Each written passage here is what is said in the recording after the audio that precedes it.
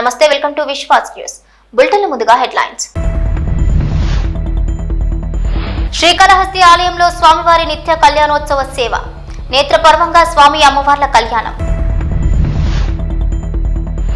రాష్ట్రానికి తక్కువ ఖర్చుతో విద్యుత్ కొనుగోలు ఒప్పందం చేసుకుని సంపద సృష్టించింది ఒక్క వైఎస్ఆర్సీపీని మాజీ ముఖ్యమంత్రి వైఎస్ జగన్.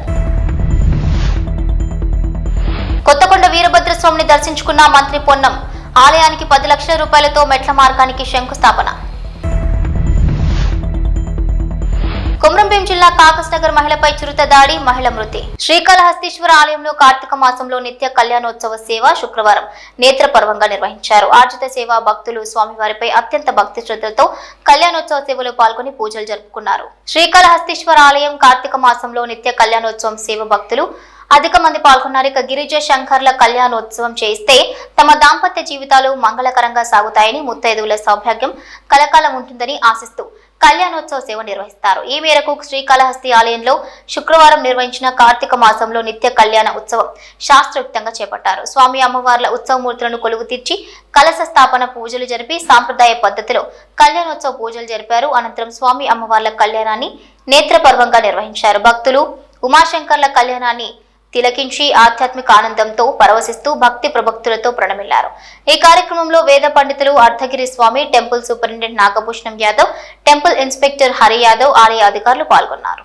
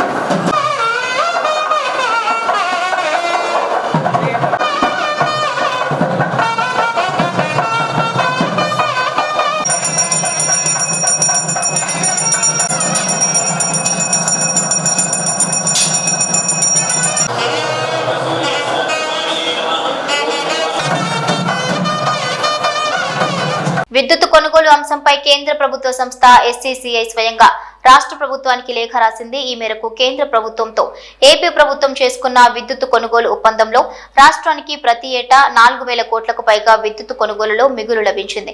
ఇది వచ్చే 25 ఏళ్లలో రాష్ట్రానికి 1.5 లక్షల కోట్లు ఆదా చేయనుంది. రాష్ట్ర చరిత్రలో అతి తక్కువ ధరకు యూనిట్ విద్యుత్ కేవలం 2.49కే కేంద్ర ప్రభుత్వ సంస్థ SCCI విజ్ఞప్తి మేరకు కేంద్ర ప్రభుత్వ సంస్థతో ఒప్పందం చేసుకుంటే కూటమి ప్రభుత్వం వైఎస్ఆర్సీపీపై తప్పుడు ప్రచారం చేస్తోంది.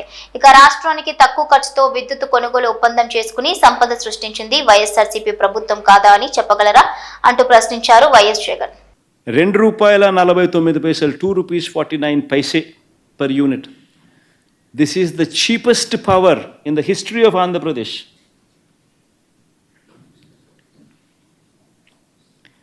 హిస్టరీ ఆఫ్ ఆంధ్రప్రదేశ్లో ఇది చీపెస్ట్ పవర్.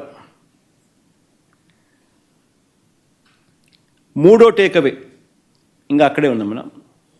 ఇంక మూడో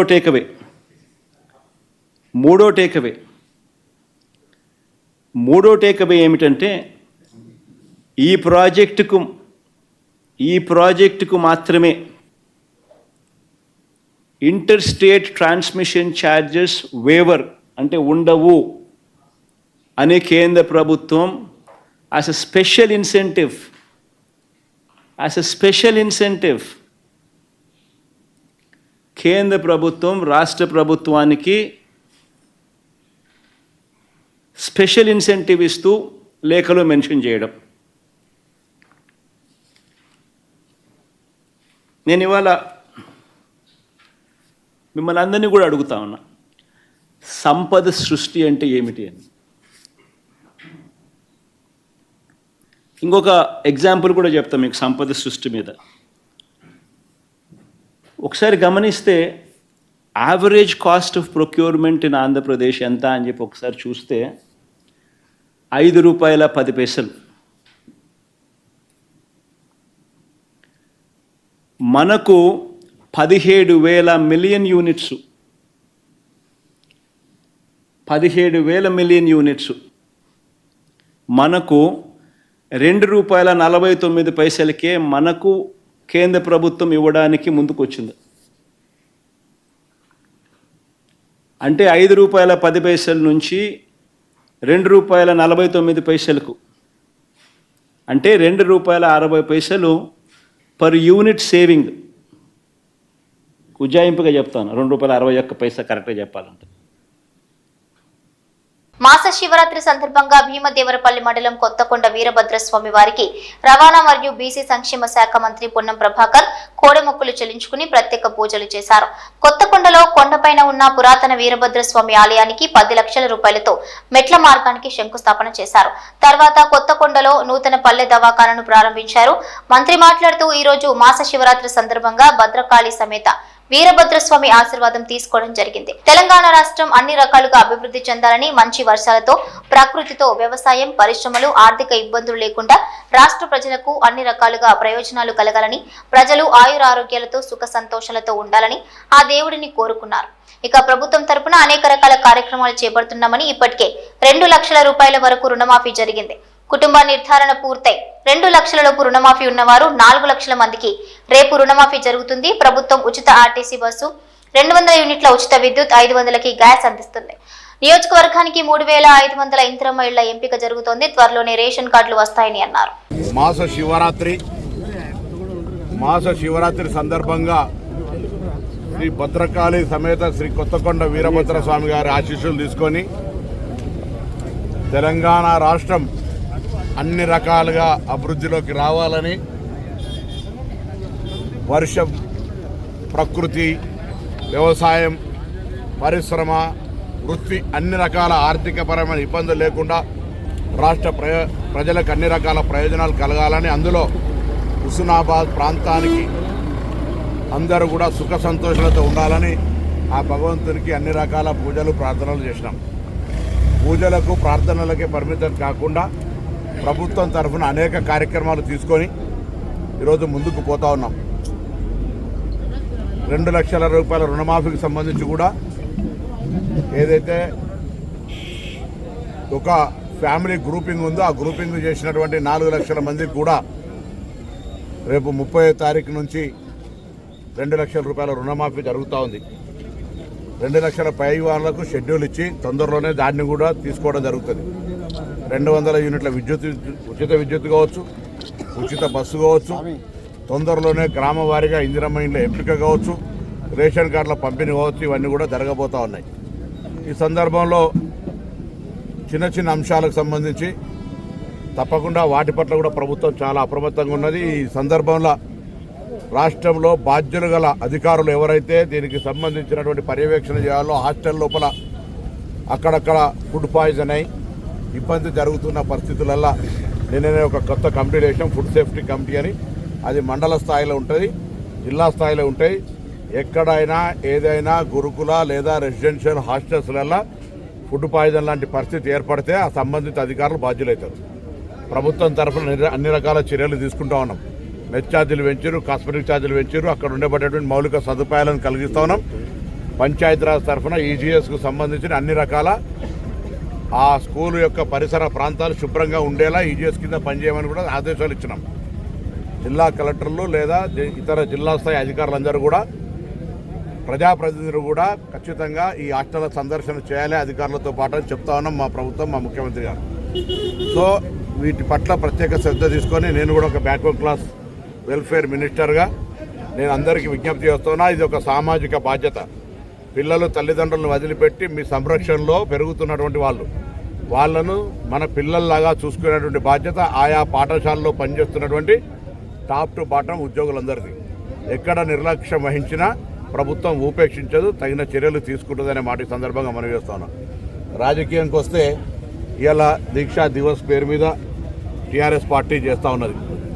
సంతోషం. దీక్షా దివస్ మీకు తెలుసు, దీక్షా దివస్లో నిరాహార దీక్ష విరమింపు చేస్తే ఆ కాడిని విద్యార్థులు, ఉస్మానియా విద్యార్థులు ఎత్తుకున్నారు. మళ్ళీ నేను ఇలా ఈ దినం రోజు రాజకీయంగా ఎక్కువ విమర్శలు చేయదలుచుకోలేదు, కానీ ఒక్కసారి ఆత్మవిమర్శ చేసుకోండి. మేము తెలంగాణ ఎంపీలుగా తెలంగాణ సాధనలో ఏ పాత్ర పోషించినామో, తెలంగాణ ఇవ్వాలనే దృఢ సంకల్పంతో ఒకవేళ సోనియా గాంధీ గారు లేకుండా ఉంటే తెలంగాణ రాష్ట్రం ఏర్పడేదా ఒకసారి ఆలోచన చేసుకోవాలి. అటువంటి సోనియా గాంధీ గారిని పట్ల కృతజ్ఞులుగా కాకుండా కృతజ్ఞతలుగా ఉండేటువంటి ప్రయత్నం చేయండి అన్ని రాజకీయ పార్టీలు. మరి ఈరోజు పరిస్థితులలో భారతీయ జనతా పార్టీ నాయకత్వం కూడా మరొకసారి జవాబు చెప్పాల్సిన అవసరం ఉన్నది. తెలంగాణ రాష్ట్ర ఏర్పడినటువంటిది దీర్ఘకాలిక ప్రజల ఆకాంక్ష. ఈ తెలంగాణ సాధించుకోవాలని అనేక మంది ప్రాణాలు అర్పించినారు. తెలంగాణ సాధన కొరకు ఒక దశాబ్దాల కాలంగా పోరాటం జరిగింది. అటువంటి తెలంగాణ ప్రజాస్వామికంగా సోనియా గాంధీ గారి నిర్ణయం మేరకు ఆనాడు ఉన్నటువంటి అందరూ కూడా పార్టీలు కలిసి పార్లమెంట్లో బిల్ పాస్ చేసుకుంటే తల్లిని చంపి బిడ్డనెత్తుకెళ్లారని, తెలంగాణ దేశ విద్రోహులుగా వ్యవహరించారని, తలుపులే తెచ్చుకున్నారని మాట్లాడుతుంటే చీము నెత్తురు తెలంగాణ రక్తమున ఏ బీజేపీ నాయకుడు ఎందుకు మాట్లాడతలేరని అడుగుతా ఉన్నాం. ఇవాళ అది తప్పు. తెలంగాణ ప్రజల ఆకాంక్ష అని చెప్పలేకపోతున్నారు ఎందుకని అడుగుతా ఉన్నాం. తెలంగాణకు బడ్జెట్ నిధులు ఇవ్వకపోతే కేంద్రం తరఫున ఎందుకు అడగలేకపోతా ఉన్నారు? మన ప్రధానమంత్రితో సమావేశమైన ఎంపీలు మీకు బాధ్యత లేదా అని అడుగుతా ఉన్నాం. తెలంగాణ మొత్తంలో వరదలలో ఇబ్బంది పడి 10,000 కోట్లు 10,000 కోట్ల నష్ట ప్రతిపాదనలు ఇస్తే ముష్టి 400 కోట్లు ఇస్తే మీకు కనీసం బుద్ధి జ్ఞానం కలుగుతలేదా అని అడుగుతా ఉన్నాం. ఇటువంటి పరిస్థితులలో తెలంగాణ ప్రయోజనాల కొరకు, తెలంగాణ ప్రజాస్వామిక పరిపాలన కొరకు 1 సంవత్సరం పూర్తి చేసుకున్న సందర్భంలో అనేక రకాల ఉత్సవాలు జరుగుతూ ఉన్నాయి. తప్పకుండా మిగతా అన్ని కార్యక్రమాలు కూడా చేస్తామనే విశ్వాసాన్ని ఇస్తా ఉన్నాం. ఆర్థికపరమైన పరిస్థితి మీకు తెలిసి రాష్ట్రంలో 7.5 లక్షల కోట్ల అప్పు చేసినటువంటి పరిస్థితుల్లో కూడా ఎటువంటి ఏ ఇబ్బంది లేకుండా 1వ తారీఖు జీతాలు ఇచ్చే కార్యక్రమం పెట్టుకోను. అన్ని రకాల కార్యక్రమాలను ఎక్కడ ఇబ్బందులు కూడా కొనసాగిస్తాను. తప్పకుండా భవిష్యత్తులో ఇంకా మరింతగా ప్రజలకు అన్ని రకాలుగా సేవలు అందించే విధంగా, అందుబాటులో ఉండే విధంగా ఈ ప్రజాపాలన ప్రభుత్వం కొనసాగుతుంది.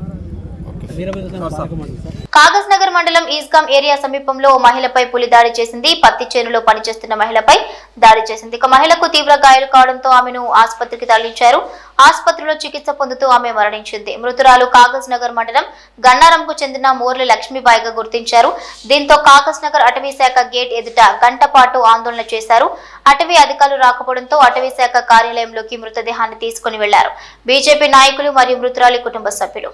మండలంలోని గన్నారం గ్రామంలో మరి ఏదైతే మోర్లి లక్ష్మి పత్తి చేనులో పత్తి ఏరే నిమిత్తమై వెళ్ళినప్పుడు అకస్మాత్తుగా పెద్దపులి దాడి చేసి మరి మరణానికి కారణమైంది. మరి వారి కుటుంబానికి మేము ప్రగాఢ సానుభూతి తెలియజేస్తూ మరి మా నాయకులు కోనప్ప గారు వచ్చిన తర్వాత ప్రభుత్వ అధికారులు పెద్ద మంత్రి దృష్టికి తీసుకెళ్ళి వారికి నష్టపరిహారం కానివ్వండి ఏ విధంగానైనా వాళ్ళ కుటుంబాన్ని అన్ని రకాలుగా ఆదుకుంటామని చెప్పి మరి రెండవది ఇందులో ఫారెస్ట్ అధికారుల నిర్లక్ష్యం కూడా కనబడతా ఉంది. మా యొక్క ప్రభుత్వంలో ఫారెస్ట్ అధికారంలో టైగర్ ట్రాకర్లను, వాచర్లను, బీట్ అధికారులను, సెక్షన్ అధికారులు అంటూ ఒక పెద్ద వ్యవస్థే ఉంది. వారు సరైనటువంటి ఉద్యోగం నిర్వర్తించి ఉంటే ఈ యొక్క కారణం జరగకపోయేదని చెప్పేసి మా యొక్క ప్రాథమిక అంచనాగా మేము భావిస్తూ మరి రానున్న రోజుల్లో మరి వీటి పట్ల ప్రజలను అప్రమత్తం చేయాలని అటవీ అధికారులను కూడా డిమాండ్ చేస్తూ వారి కుటుంబాన్ని అన్ని విధాలుగా ఆదుకుంటామని చెప్పేసి మనవి చేస్తాం. బెయిల్ మీద విడుదలైన సంతోషంలో జైలు గేటు ముందే డాన్స్ వేశాడు ఓ ఖైదీ. ప్రస్తుతం ఈ వీడియో సోషల్ మీడియాలో వైరల్ అవుతోంది. మీరు ఓ లుక్ వేయండి.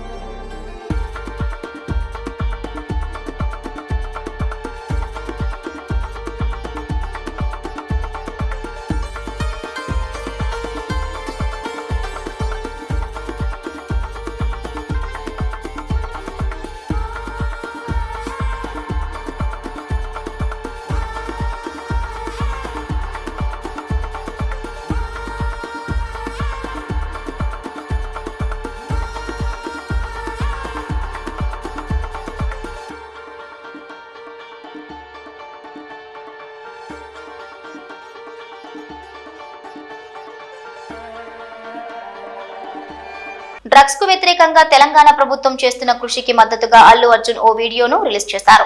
ఇటీవల పెద్ద సినిమాలకు టికెట్ రేట్లు పెంచాలంటే ఆ cinema hero anti drugs video ఒకటి చేసి ఇవ్వాలని తెలంగాణ సీఎం రేవంత్ రెడ్డి ప్రకటించిన విషయం తెలిసిందే. ఈ నేపథ్యంలో డ్రగ్స్ కు వ్యతిరేకంగా తెలంగాణ ప్రభుత్వం చేస్తున్న కృషికి అల్లు అర్జున్ మద్దతు తెలిపారు. డ్రగ్స్ తీసుకుంటే తెలంగాణ ప్రభుత్వ టోల్ ఫ్రీ నంబర్ 1908 కు ఫోన్ చేయాలని సూచించారు. ఈ మేరకు బన్నీ స్పెషల్ వీడియో షేర్ చేశాడు. నమస్తే. మీకు తెలిసిన వాళ్ళు ఎవరైనా డ్రగ్స్ తీసుకుంటూ ఉంటే Telangana anti narcotics bureau toll free number 1908 phone చేయండి. వాళ్ళు వెంటనే డ్రగ్ అడిక్ట్స్ ని రీహాబ్ సెంటర్ తీసుకెళ్లి వాళ్ళ మామూలు మనుషులయ్యేంత దాకా జాగ్రత్తలు తీసుకుంటారు. ఇక్కడ గవర్నమెంట్ ఉద్దేశం వాళ్ళని పనిష్ చేయడం కాదు, వాళ్ళకి హెల్ప్ చేయడం. నెంబర్ గుర్తుంది కదా, 1908. Let's help the victims for better society. మంత్రి కొండా సురేఖకు నాంపల్లి కోర్టు సమన్లు జారీ చేసింది. అక్కినేని నాగార్జున వేసిన పరువు నష్టం పిటిషన్ పరిశీలించిన కోర్టు సురేఖకు సమన్లు జారీ చేసింది. 356 బిఎన్ఎస్ యాక్ట్ కింద కేసు నమోదు చేసిన నాంపల్లి ప్రజాప్రతినిధుల కోర్టు డిసెంబర్ 12న వ్యక్తిగతంగా హాజరు కావాలని కోర్టు ఆదేశించింది. నెల్లూరు జిల్లా పెంచలకోన వద్ద చిరుత సంచరిస్తూ కొందరి భక్తుల కంటపడింది. కోన అటవీ శాఖ అతిథి గృహం వద్ద చిరుత సంచారం చేస్తుండగా వారి కంటపడింది. గెస్ట్ హౌస్ సమీపంలోని బైపాస్ రోడ్డుపై ఉన్న చిరుతను వీడియో తీశారు భక్తులు. ఇక కార్ హార్న్ కొట్టడంతో అడవుల్లోకి పారిపోయింది చిరుతపులి.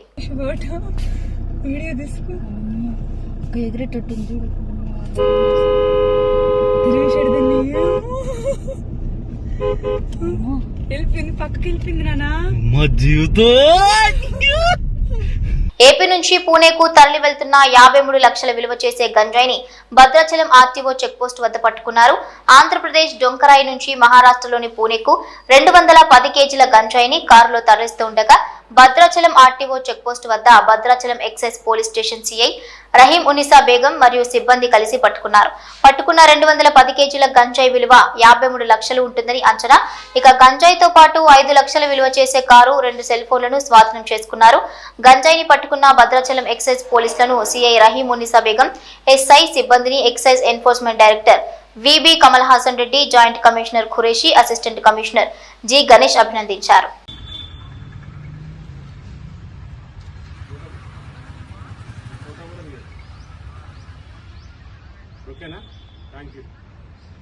ఫెంగల్ తుఫాన్ ప్రభావంతో తమిళనాడులోని పలు ప్రాంతాల్లో వర్షాలు పడుతున్నాయి. వర్ష ప్రభావాన్ని ఎదుర్కోవడానికి సిద్ధంగా ఉన్నామని ప్రజలు ఇంటి నుంచి బయటకు వెళ్లేటప్పుడు జాగ్రత్తలు తీసుకోవాలని సీఎం స్టాలిన్ కోరారు. వర్షాల నేపథ్యంలో తిరుచి, నాగపట్నం, తంజావూరు, తిరువరూర్ తదితర ప్రాంతాల్లో నేడు స్కూళ్లు, కాలేజీలకు సెలవును ప్రకటించారు. ఈ నెల 29 వరకు మత్స్యకారులు వేటకు వెళ్లొద్దని అధికారులు ఆదేశించారు.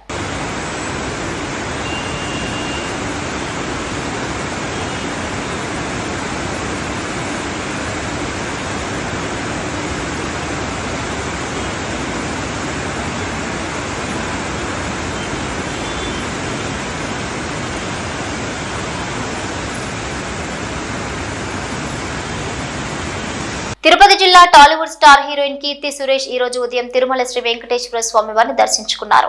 కుటుంబ సభ్యులతో కలిసి స్వామివారి సేవలో పాల్గొన్నారు. ఇక ఈ సందర్భంగా కీర్తి సురేష్ తన పెళ్లిపై వస్తున్న వార్తల గురించి మీడియా ప్రశ్నించగా తిరుపతిలో తన పెళ్లిపై మరోసారి క్లారిటీ ఇచ్చింది కీర్తి. తన పెళ్లి ఎప్పుడు ఎక్కడో వివరించింది. అయితే ఈ సందర్భంగా కీర్తి సురేష్ మాట్లాడుతూ త్వరలోనే పెళ్లి చేసుకోబోతున్నట్లుగా తెలిపారు. గోవాలో వచ్చే నెల తన వివాహం జరగనుందని చెప్పుకొచ్చింది. ఇక పెళ్లి దగ్గర పడుతుండటంతో శ్రీవారి దర్శనం కోసం తిరుమలకు వచ్చినట్లుగా తెలిపారు. డిసెంబర్ 11, 12 తేదీల్లో తమ వివాహం జరగనుందని స్వయంగా తెలిపారు కీర్తి సురేష్. అలాగే నెక్స్ట్ తను చేసిన బేబీ జాన్ సినిమా రాబోతోందని తెలిపింది. ఇకపోతే తన చిన్ననాటి స్నేహితుడైన యాంటోనీతో చాలా కాలంగా ప్రేమలో ఉంది ఈ భామ. దాదాపు 15 ఏళ్ల రిలేషన్ లో ఉన్న కీర్తి పెద్దలను ఒప్పించి వచ్చే నెల గోవాలో వివాహం చేసుకోబోతుంది.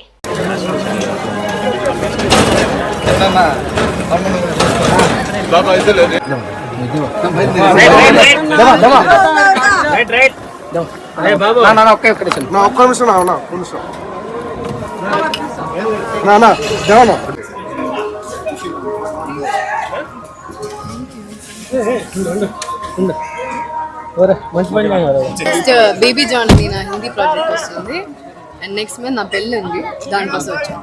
ఎక్కడ మన పెళ్ళి ఎక్కడ? గోవాలో థ్యాంక్ యూ.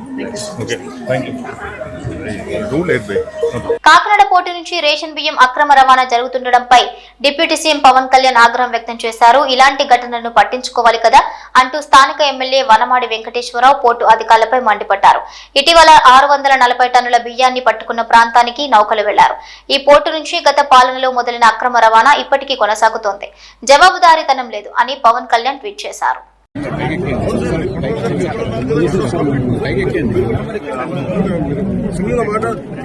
కూర్చొని ఏం మాట్లాడడం అక్రమ రవాణా జరుగుతున్నాయమ్మా మీరు కూడా కాకుంటే ఎట్లా మన పొలిటికల్ లీడర్స్ బాధ్యత గవర్నమెంట్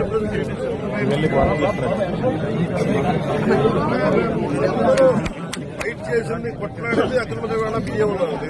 మరి కూర్చొని మనం చూస్తూ